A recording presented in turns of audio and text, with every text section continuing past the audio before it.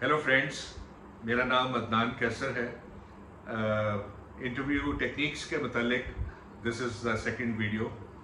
शायद आपको पहली वीडियो पसंद आई हो, तो मैं माजरत चाहता हूँ कि चूँकि थोड़ा एक्सप्लेनेशन लंबी हो जाती है, तो इस वजह से ये जो सेशन है ये शायद नंबर ऑफ़ एपिसोड पे चलेंगे, लेकिन इनको रख लीजिएगा।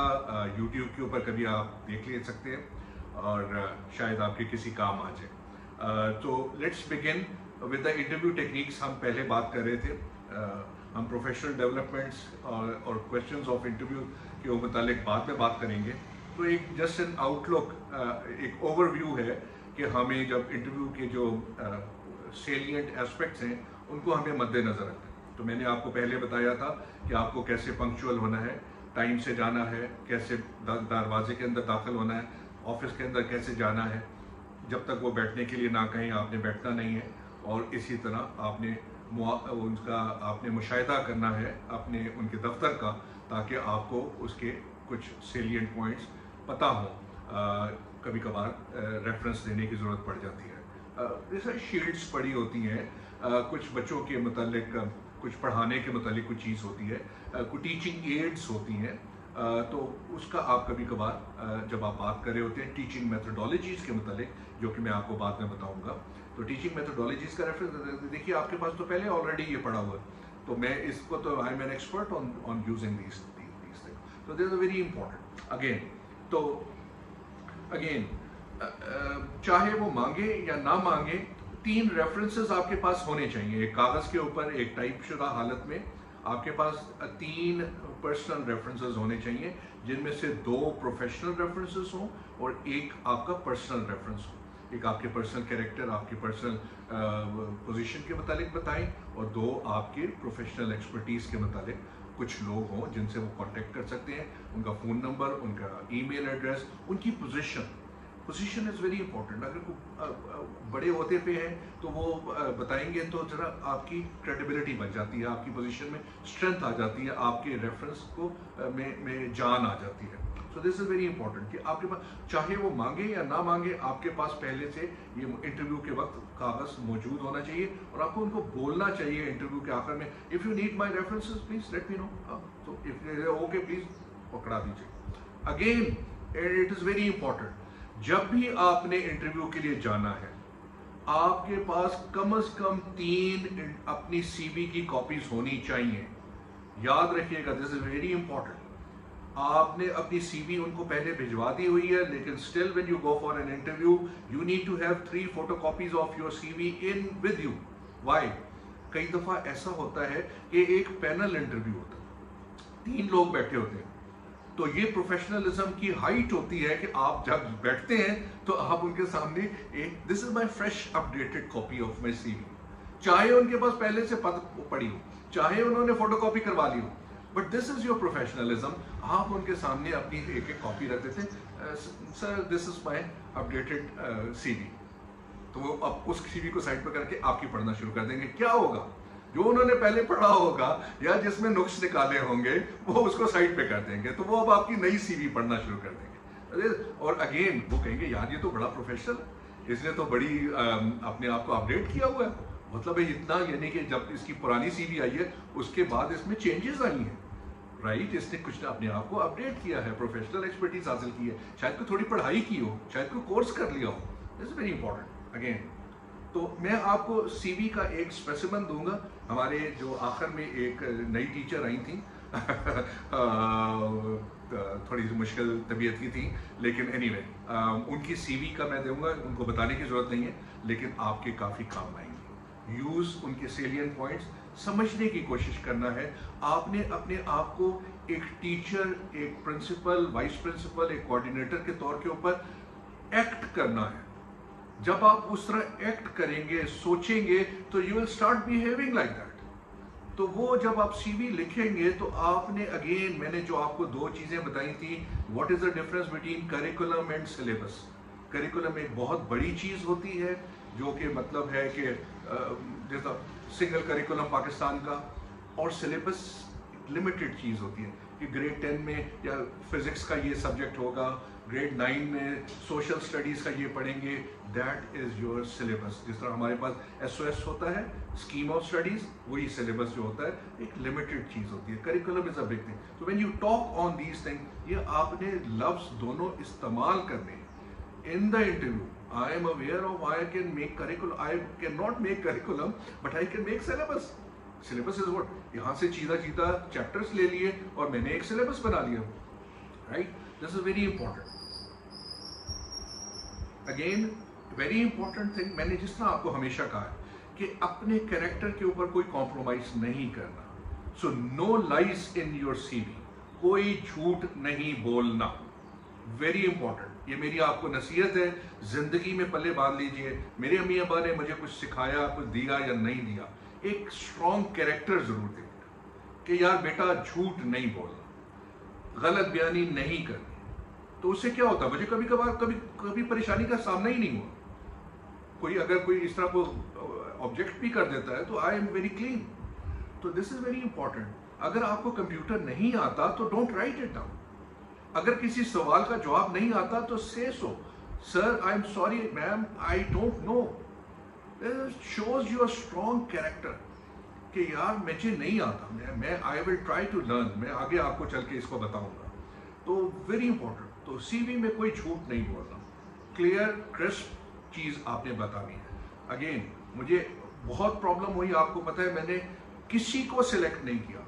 जितने अरसा मैं कैंपस हेड रहा, मैंने एक टीचर को सिलेक्ट नहीं किया। वाई?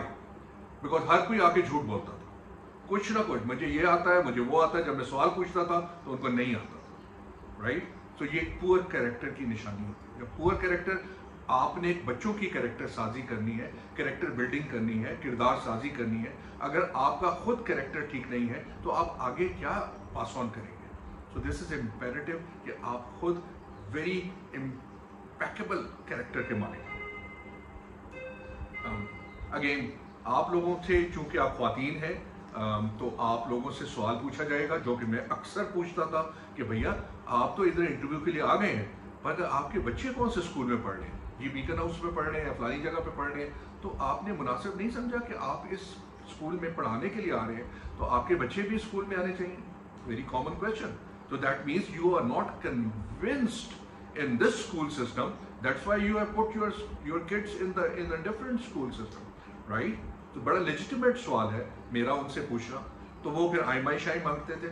आपको इसके लिए पहले से प्रिपेयर होना चाहिए। तो कई दफ़ा ये होता है, जो मेरे दिमाग में आता है कि आप बताइए कि जी मैं पहले फलानी जगह पे काम करता था या करती थी, और अब उधर वहाँ पे हमें ट्यूशन डिस्काउंट मिलता था, बिकॉज चूंकि हम एम्प्लॉई थे तो एम्प्लॉई को ट्यूशन डिस्काउंट मिलता, that's why we had put the kids over there. दूसरी चीज आप ये भी कह सकते हैं, इस घर से नजदीक था। कम्यूट, आपको पता है बच्चों को सेफ्टी हैजर्ड होता है। अगर बच्चे लॉन्ग डिस्टेंस पे ट्रैवल करेंगे, ट्रांसपोर्टेशन की एक तो कॉस्ट आ जाती है, और दूसरा क्या होता है, बच्चों को रोड के ऊपर ज्यादा देर तक रखना अच्छी बात नहीं है। तो कम से कम बच्चे ट्रैवल करें, तो इस वजह से हमने बच्चों को नजदीक के स्कूल में दाखिल कर दिया। This could be one. आप और भी इसके कोई वजूहात सोच सकते हैं, राइट? और आप जरूरी ये बोलिए कि as I get employment in this school, I definitely move my kids to this school, because obviously आपको वहां पे भी इंसेंटिव मिलेगा। तो आप उनको बताइए कि जी मुझे जैसे ही एम्प्लॉयमेंट मिलती है, the first thing I will do is to move my kids there. Why not? ठीक है, all schools are equal, all teaching system is the same.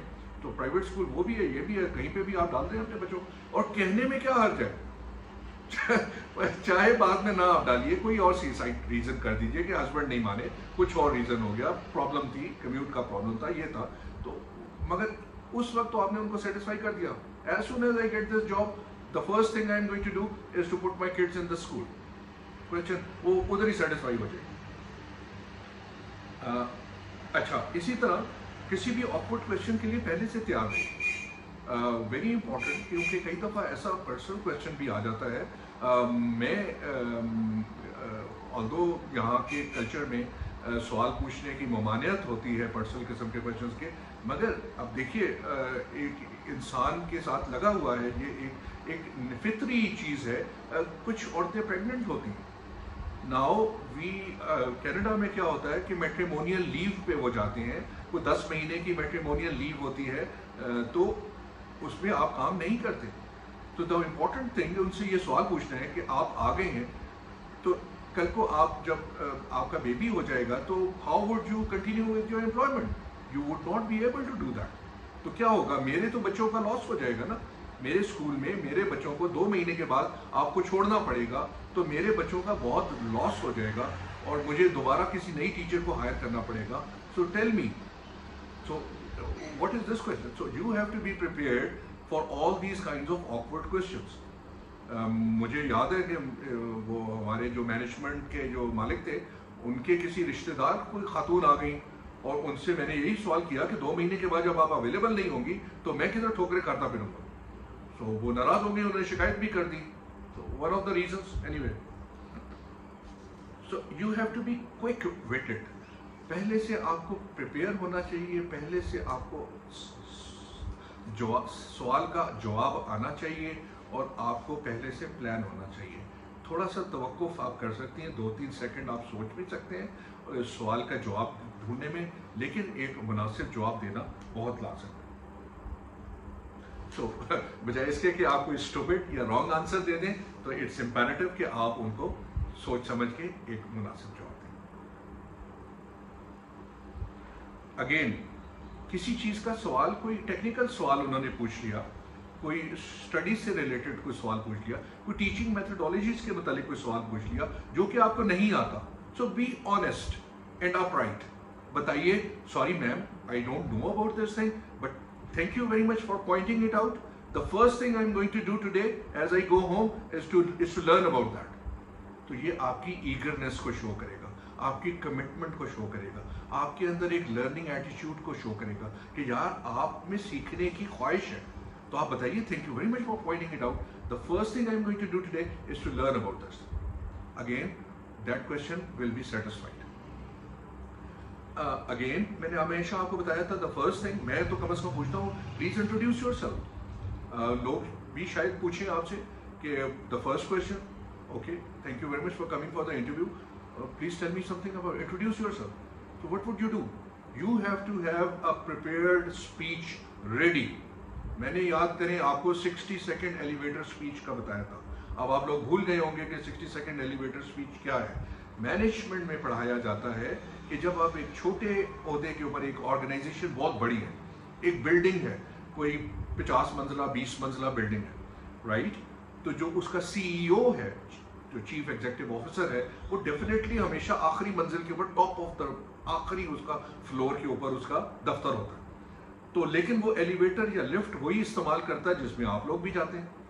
तो कभी आपको, आप सबसे जूनियर स्टाफ हैं और आपको वो अकेला मिल गया, अब आपके पास है 60 सेकेंड्स। उस 60 सेकेंड में आपने उसको इम्प्रेस करना है कि मुझ जैसा काबिल बंदा तो इस दुनिया में कोई नहीं है, राइट? वो अकेला है, he is all eyes and years for you, और आपने उसको सब बताना है कि भैया मैं ये हूँ, मैं तो बहुत काबिल बंदा हूँ, मैं आपकी कंपनी के लिए ये कर सकता हूँ। तो ये 60 सेकेंड एलिवेटर स्पीच आपकी भी पहले से प्रिपेयर होनी चाहिए। The moment the interviewer says, please tell me about yourself, you must start blurting out कि मैं ये हूँ, मैंने ये काम किया है, मैंने फलाना कारनामे अंजाम दिए हैं, मैंने फलाना किया है, मैं ये कर सकती हूँ, मैं ये कर सकती हूँ, मैं ये कर सकती हूँ। और अगेन उसमें आप ये कह सकते हैं, I am an experience and qualified secondary school teacher carrying 5 years, 3 years, number of years.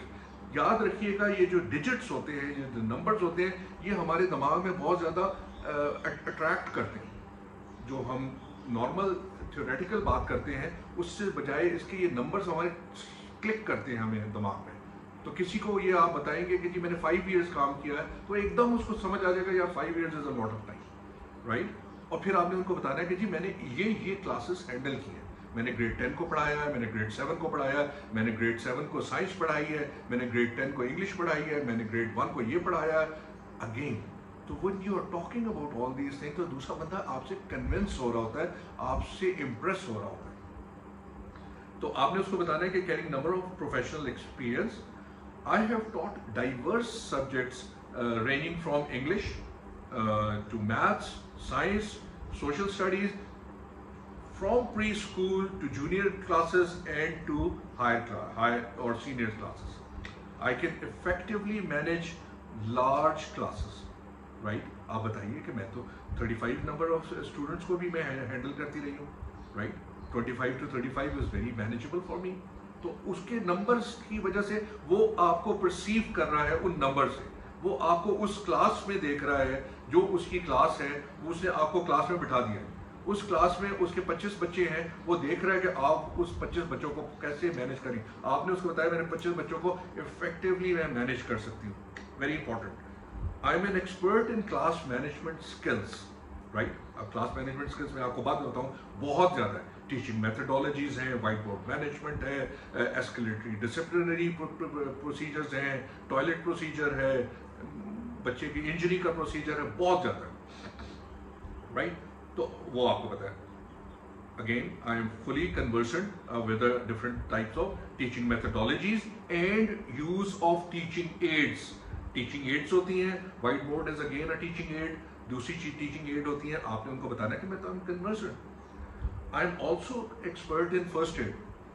हर घर में हर बंदा फर्स्ट एड में पता होता है, मरहम पट्टी कैसे करनी है, पट्टी कैसे करनी है, वो जो प्लास्ट लगाते हैं वो कैसे लगानी है, रुई कैसे लगानी है, खून कैसे बंद करना है, फर्स्ट एड सबको पता होता है। तो आप बताइए, मैं तो फर्स्ट एड जानती हूँ। वो आपको अब सोचना शुरू हो गया, और यार इस टीचर को तो फर्स्ट एड भी आता है। चाहे आपके पास लाइसेंस सर्टिफिकेट हो या ना हो, आपको बेसिक फर्स्ट एड आता है, तो आपने उसको बता देना है। अब वो आपको परसीव कर रहा है एक लार्जर पिक्चर में। And emergency response, I am qualified in first aid as well as in emergency response. Emergency response क्या हो सकता है? नॉर्मल है इमरजेंसी रिस्पॉन्स। अल्लाह माफ करे, किसी के घर में कोई एक्सीडेंट हो जाता है या कुछ हो जाता है, what do you do? The first thing is you call somebody. तो अगर किसी बच्चे के साथ कोई हादसा हो गया है, तो आपने क्या किया? सबसे पहले उसके घर में इतला कर दी। The first thing, it's a common response. अगर कोई इमरजेंसी ज्यादा है, टांग टूट गई है, कुछ और सीरियस इशू हो गया, what do you do? You call 911। हम उधर 911 को कॉल करते हैं, यहाँ पे आप 1122 को कॉल करते हैं। 1122 की एम्बुलेंस आती है, पकड़ के लेके चली जाती है। सो अगेन, तो आप बताइए कि मैं I M prepared, I am aware of all these things. वो बताएगा यार ये तो प्रोफेशनल है। उसके बाद again I am well versed with the accident prevention. मैंने आप लोगों को बताया था, वो किसी के आंख में वो पेंसिल ना चली जाए, कुछ ना हो जाए, बच्चों को कितने डिस्टेंस पे बिठाना है, क्या करना है, किसी को किसी से नुकसान ना पहुंच जाए, बच्चे बाहर जब यार्ड के अंदर खेल रहे हैं तो उनको एक्सीडेंट ना हो जाए, गिर ना पड़े, बताना है। वो तो इसी वजह से हम वहाँ पे सुपरविजन होती है, तो बताना है कि जी मैं एक्सीडेंट प्रिवेंशन में जानती हूँ, और मैं स्टूडेंट सेफ्टी के मुतालिक भी बहुत कुछ जानती हूँ। अगेन ये तो कॉमन सेंस की बातें हैं ना। हमारे घर में अपना बच्चा होता है, हम उसकी सेफ्टी का ख्याल करते हैं, किचन में ना जाए, आग के साथ ना खेले, और किसी चीज़ से अपने आप को नुकसान ना पहुंचाए। तो अगेन, तो student safety is another aspect. Accident prevention, ये कीवर्ड्स जो मैं बोल रहा हूँ ये याद रखने। Accident prevention and student safety, ये जो इंटरव्यूअर है वो जमा कर रहा है, ये सारी चीज़ें अपनी जमा कर। अच्छा, another, I have excellent students and colleagues interpersonal skills. Interpersonal skills, अब मैं अगर एक इंटरव्यू कर रहा हूँ किसी बंदे का, तो मैं सोचूंगा यार ये कैसा, how could she be a fit in my organisation. इसकी कोई पर्सनालिटी इश्यूज तो नहीं होंगे, इसमें कोई कॉम्प्लेक्सेस तो नहीं होंगे। आपको याद है मैंने कुछ आपको बताया था, वो जो बॉसी टो वाले, हमारी one of the teachers had bossy toe, तो मैंने बताया था वो बड़े स्टबर्न लोग होते हैं। वो कहते हैं कि जी हम तो बस जो हमने कह दिया वही कर दिया। ये मैंने आपको अंगूठे का बताया था कि जिन लोगों का अंगूठा पीछे की तरफ नहीं मुड़ता, वो लोग रिजिड होते हैं। I am rigid. तो this is again a positive point as well as a negative point. वो रिजिडिटी आ जाती है उनकी अप्रोच में। अगेन, जिन लोगों के जो पैर की जो फर्स्ट उंगली है वो अंगूठे से लंबी होती है, they are called as bossy toe. वो वैसी उनकी स्टबर्ननेस उनकी नेचर में होती है। वो कहते हैं जो मैंने कह दिया वही होना चाहिए, आई एम द राइट। तो वो भी एक नेगेटिव चीज़ है। तो ये चीज़ें, तो दूसरा बंदा सोच रहा होता है यार ये हाउ कुड इसकी इंटरपर्सन, ये कैसे, how would she be able to gel in my already my existing system of staff. तो आपने बताना कि I have excellent interpersonal skills. तो मेरे पास मैं स्टूडेंट्स के साथ भी आई एम वेरी कन्वीनियंट, मैं बहुत अच्छा उनके साथ रिस्पेक्ट के साथ, मैं उनके साथ वेरी फ्रेंडली नेचर है, मैं फ्रेंड्स के साथ, कोलीग्स के साथ भी मेरी बड़ी फ्रेंडली नेचर है, and I am very adaptable, I am very adaptable to any kind of circumstances और एनवायरनमेंट। तो दूसरे बंदे को उसके एप्रीहेंशंस को आपने ईज डाउन करना है, आपने उसको रीअश्योर करना है कि मैं I am very very adaptable, I M, कोई परेशान आपको होने की जरूरत नहीं है मेरे एटीट्यूड और मेरे आउटलुक की वजह से।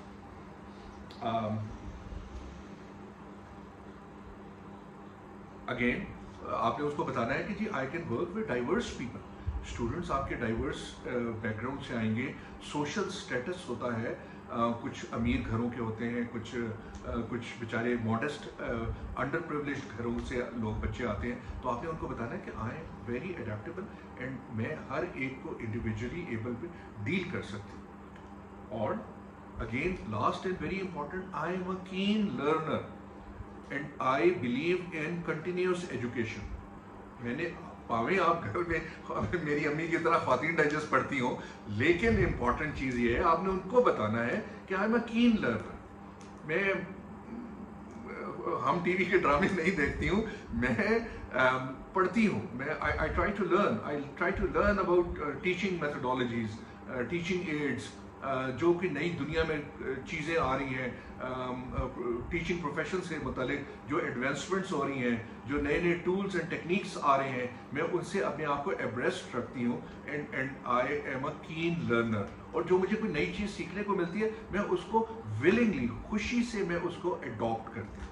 सो that will give the other person an idea कि यार ये she is a good fit. Again I am a contributor. अब आपको पता है कि जब when you are working in an organisation मिलजुल के काम करना पड़ता है, आर्ट वर्क होता है, कोई प्रोजेक्ट्स होते हैं, एनुअल डे फंक्शंस होते हैं, अवार्ड विनिंग सेरेमनीज होती हैं, स्पोर्ट्स गाला होता है, कितनी कितनी चीज़ें होती हैं। तो आपने उनको बताना है आई एम अ कंट्रीब्यूटर। ये आपने लफ्ज़ सारे बोलने, बताने उनको, ये नहीं कि हाँ वो समझ ही गया होगा, नो, आपने उसको झंझोड़ना है, उसको बताना है कि यार मैं ये सारे काम जानती हूँ, I am been doing this thing, I am a contributor. मैं आर्ट वर्क में कंट्रीब्यूट करती रही हूँ, मैं जितने भी एनुअल डे फंक्शंस होते थे उनमें कंट्रीब्यूट करती थी, मैं जितने भी ऑर्गेनाइजेशन थे, जितने भी कोई स्पोर्ट्स गाला होते थे मैं उस पर कंट्रीब्यूट करती थी, मैं सारा कुछ करती थी। I have been doing all these things. मैं एक ऑर्गेनाइजेशनल मैनेजमेंट का हिस्सा रही हूँ, I been part and parcel of this organizational management. Again he will start looking at you in a bigger perspective. वो एक बड़े वाइडर कैनवस पे आपको देखना शुरू हो जाएगा। वो जब देखेगा तो अगेन वो आपसे इम्प्रेस होना शुरू हो जाएगा और वो आपको आपकी सुइटेबिलिटी का कॉन्टिन्यूसली अंदाजा लगा रहा है, right, which is very important. Again professionalism क्या कहता है, मैं क्या करता हूं, अपने लेसन को एक दिन दो दिन पहले मैं पढ़ता हूं कि मैंने बोलना क्या है। आपके पास DLPs आ जाती हैं, आपको पता है कि आपने कल को क्या लेसन पढ़ाना है और आप उसको, मैं हमेशा आप लोगों को इनकरेज किया है कि गूगल के ऊपर जाके आप उसको सर्च कर लें, कोई एक एक्स्ट्रा चीज मिल जाती है आपको जिससे आप उन बच्चों को एक इंटरेस्टिंग एटमॉस्फेयर में पढ़ा सकते हैं। आपको पता होगा कि मैं जब आप लोगों की क्लास में आता था विजिट पे तो क्या करता था, एक नई चीज उसी से related based on my experience, पढ़ के तो नहीं आता था, बेस्ड ऑन माय एक्सपीरियंस कोई थोड़ी सी इंटरेस्टिंग चीज बताना शुरू कर देता था। आप लोग साइंस पढ़ रहे हैं तो मैं लेजर के मुतालिक बताना शुरू कर देता था, राइट। और मैंने ग्रेड 7 का मुझे याद है, मैंने कहा यार रोशनी पढ़ रहे थे, मैं कहा रोशनी तो मेरी पड़ोसन का नाम है राइट। सो एक फन एनवायरनमेंट में, एक इंटरेस्टिंग एटमॉस्फेयर में आपने बच्चों को होमली एटमॉस्फेयर के अंदर उनको कॉन्सेप्ट बताना है। तो कॉन्सेप्ट बताने का क्या तरीका है, एक book obviously, then second is your DLP, definitely very important, third is your Google search, is your own search, जिससे आप कोई एक आध कोई कमाल की चीज उनको बता दें तो क्या होगा, एक तो बच्चे को वो कॉन्सेप्ट समझ आ जाएगा, दूसरा क्या होगा, बच्चा इंटरेस्ट अपना शो करेगा, एक आपके साथ वो होमली एटमॉस्फेयर। तो ये आपने उसको बताना है कि I prepare my lesson 1 day in advance और मैं गूगल सर्च करके मैं उसके मुताबिक और कुछ जानना की कोशिश करती हूँ और मैं उसको अपने लेसन के अंदर इनकॉर्पोरेट करती हूँ। अगेन जो इंटरव्यू हो रहा है वो आपसे इम्प्रेस होता जा रहा है। Again Last question, what can you bring to this school system? Very important thing. Again ये सारी चीजें आपने बयान कर दी हैं, वो फिर भी अगर आपसे सवाल पूछता है कि यार आप क्या इस स्कूल के लिए कंट्रीब्यूट कर सकती हैं, तो ये जो लास्ट पार्ट मैंने आपको प्रोफेशनल डेवलपमेंट का मैंने रखा हुआ है, ये सारी चीजें मैं आपको वो बताऊंगा जो आपने उनको उस वक्त उसके सामने पूरे का पूरा टोकरा अंडेल देना है कि मैं आपके लिए तो मैं ही हूं, मैं वाहिद खातून हूं जो मैं इस दुनिया में एक टीचर हूं जिसको आप ढूंढ रहे थे, और मैं आपके लिए मैं वो करके मैं आपकी स्कूल को 4 चांद लगा दूंगी, और मैं because I am the only competent person on this planet of earth. आप बेशक ढूंढते फिर रहे हैं लेकिन मैं I am the only person. तो ये आपने अपनी कन्विक्शन के साथ उनको ये बयान कर देना है कि ये देखिए कि मैं I am the most highly qualified, very professional and very focused and very responsible person, और मैं आप लोगों के लिए कर सकता हूँ। This we will talk. Last question, very important question वो पूछते हैं, सैलरी एक्सपेक्टेशन। बड़ा ट्रिकी क्वेश्चन है, बहुत सेंसिबली इसको हैंडल करने की जरूरत होती है। कई दफा आप लोगों को पता नहीं होता, आप मुंह से कुछ भी आता है आप लोग वो बता देते हैं। That is a wrong approach. सबसे इंपॉर्टेंट चीज है, मैंने हमेशा आप लोगों को इंकरेज किया है, एक रेंज बतानी है, कभी भी एक नंबर नहीं बताना। हमेशा keep your self fluctuating between a range of numbers, right. किस लिए? सबसे पहले आपको पता होना चाहिए कि आपका मिनिमम क्या है, right. Is it 12,000, is it 15,000, what ever, ठीक है। आपने अपना मिनिमम सोच लेना है। इंपॉर्टेंटली उसमें आपने अपनी कम्यूट को सोचना है। पेट्रोल प्राइसेस बहुत हाई हो गई हैं, आपको पता है कि आना जाना, स्कूल विजिट करना, तो अगर उसमें से बिगर चंक आपका कम्यूट में निकल जाता है, ट्रांसपोर्टेशन कॉस्ट में निकल जाता है, तो फिर तो फायदा कोई नहीं। तो आपने अपनी मिनिमम जो है उसको आपने कम्यूट के साथ मिला के, क्योंकि आपकी पॉकेट से वो जा रहे हैं ना, तो आपने उसको मद्देनजर रखते हुए आपने एक नंबर सोच लिया। फर्ज करें 12,000 सोच लिया, राइट। अब आपने उसको 12,000 टू 16,000 आपने उसको बोलना है। 12 इज योर मिनिमम। अब वो आपको कभी भी 12 देगा नहीं, right. When you have said 12, वो आपको 12 देगा नहीं। आपने उसको कहा 12 टू 16, ओके। अगर आपने मिनिमम अपना 15 रखा हुआ है तो आप उसको बोलेंगे 15 टू 18, ओके, 18 टू 20। इस तरह आपने उसको एक रेंज बतानी है ताकि उसको एक फ्लेक्सिबिलिटी हो कि वो अपना कोई चूज करे। दूसरा वेरी इंपॉर्टेंट चीज ये है, आपने अपने लालच का इजहार नहीं करना। आपने उनको बताना है कि देखिए आई एम फुली कन्वर्सेंट कि you have a fixed budget. आपने उसके साथ एम्पथाइज करना है, राइट। आपने उसको बताना है कि I am sensitive towards your compulsions. आप एक इतना बड़ी ऑर्गेनाइजेशन चला रहे हैं, मैं आपकी कंपल्शंस को का मुझे एहसास है, लेकिन मैं अपने आप को उसके अंदर बेहतर तरीके से फिट इन करना चाहती हूँ, तो I am going to work out with you. ये पार्ट ऑफ नेगोशिएशंस होती है। जब भी नेगोशिएशंस करते हैं ना, आपको एक अपना मिनिमम पता होता है, आप मैक्सिमम उससे मांगते हैं, फिर बीच में ना मिडवे पे कहीं पे जाके ना कोई बातचीत डील हो जाती है। तो जब भी आप मांगेंगे, जब आप एक रेंज मांग रहे हैं, तो मिडवे पे आपको कहीं ना कहीं बात बन जाएगी आपकी, राइट। याद रखिएगा, तो रेंज हमेशा उसको देनी है और सेंसिटिविटी का इजहार करना है। ये जुमला बोलना है कि मैं आपको I am pretty sensitive, I am pretty, I know कि आपका एक लिमिटेड बजट है, सारा कुछ है, लेकिन ये वर्ड्स यूज करने हैं, in view of my age, experience and expertise. In view of my age, experience and expertise, the amount of value which I can bring to your organization, I think the salary should be between 15,000 to 18,000.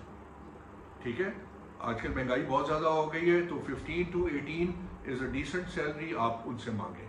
ज़्यादा भी मांग सकते हैं, 18 to 20 भी मांग सकते हैं, 20 to 22 भी मांग सकते हैं, वट एवर।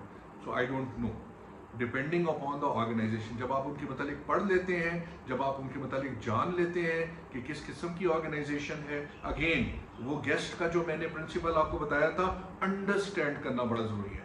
ग्रीट करने के बाद आपने उनको अंडरस्टैंड करना है कि यार व्हाट, इनकी पॉकेट में कितना पैसा है, तो आपने उनकी पॉकेट से पैसे निकलवाने हैं। तो पॉकेट से पैसे निकलवाने के लिए मैं आपको एग्जांपल देता हूँ कि मैंने जब बिजनेस मैनेजमेंट पढ़ी तो मुझे उन्होंने सवा महीने के लिए एक इलेक्ट्रॉनिक्स की स्टोर में खड़ा कर दिया, राइट।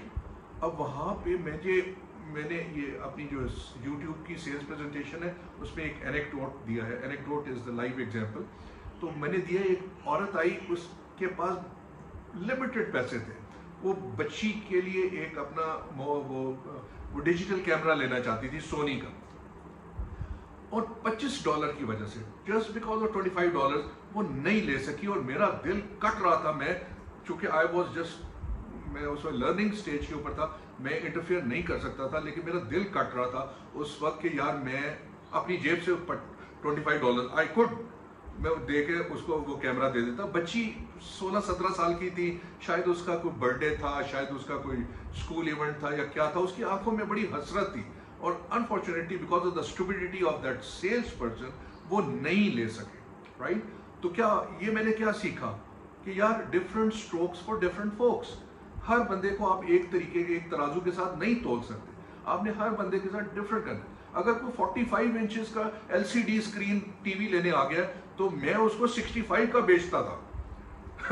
वाकई भाई, जो बंदा इतना 1000 खर्च कर सकता है, इतने लाख खर्च कर सकता है, 1.5 लाख खर्च कर सकता है, वो 2 लाख भी खर्च कर सकता है, right. This is very important to understand. जो बंदा 1.5 लाख देने के लिए आया है कि यार मैंने तो 45 इंचेस का लेना है, आप उसको 2.5 लाख का बेचें, राइट। लेकिन अगर कोई आया है एक लिमिटेड अमाउंट के लिए, उसके पता है आपको अंडरस्टैंडिंग, गेस्ट का अंडरस्टैंडिंग, अगर आपको पता है कि अगर उसके पास बजट पैसे हैं तो आप नहीं उससे ज्यादा उसके तवक्को कर सकते, ना ही आप उसको फोर्स कर सकते। तो आपने उसको, because you are the product expert, आपने उसको कस्टमाइज करके उसको एक सोल्यूशन प्रोवाइड करना है। और आप यकीन मानिए, आप हमेशा के लिए उसके लिए एक ट्रस्टवर्दी सेल्समैन या एक भरोसेमंद दोस्त बन जाएंगे। और मैंने हमेशा वो एग्जाम्पल भी मैं देता था, मैं जब छोटा होता था तो मेरे अब्बा मुझे एक एग्जाम्पल बताते थे। एक बंदा औजारों का थैला लेके अब घूमता फिरता था, तो लोग कहते थे what do you do with these tools, तो वो कहता था आई मेक फ्रेंड्स। उन्होंने कहा how can you make friends with these tools. उसने कहा यार किसी की टूटी खराब होती है मैं टूटी ठीक कर देता हूँ, किसी का कोई तरखान का काम होता है मैं वो कर देता हूँ, किसी का कुछ और प्लम्बर का काम होता है मैं वो कर देता हूँ, and that's how I make friends. So when with your expertise जब आप पढ़ाते हैं तो आप क्या कर रहे हैं, आप you are helping the community.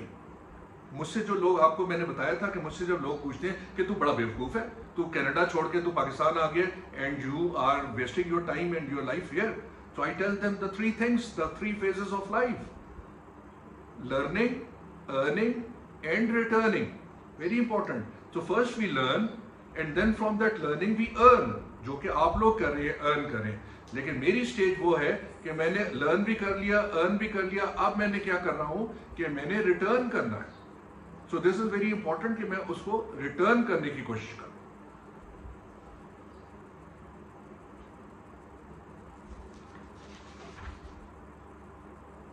So I think